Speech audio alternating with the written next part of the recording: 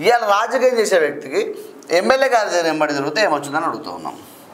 కనీసం పదవులు వచ్చినా ఇక అదొకటి ఉంటుంది. ఒక వ్యక్తిని అడిగాను, మీ ఎమ్మెల్యే గారు ఇంత మాట్లాడుతూ ఉన్నాడు కదా, మీరు ఎందుకు ఇట్లా చేస్తున్నారు అడిగాను. అడితే రైట్ అన్న, మరి ఆ పని చేయొద్దంటే మేము ఎట్లా బతకాలన్నట్టు నా రిటర్న్కి వచ్చినేసింది.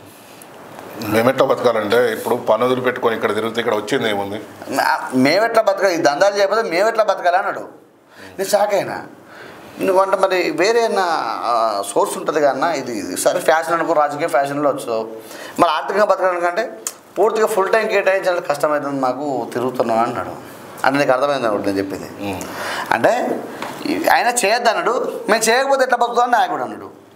అందుకే ఆర్థికంగా మనం బతికినప్పుడే, ఆర్థికంగా నిలబడ్డప్పుడు మాత్రమే మనం రాజకీయాలు చేయడం మిత్రులారా. ఎందుకంటే ఈ అంతర్గత కుమ్మలాటల వల్ల పరువే పరిస్థితి తప్ప ఇంకోటి ఏదైనా నాకు కనబడతలేదు. నేను ఎందుకోసం ఈ మాటలు మాట్లాడతాను మీరు గ్రహించండి.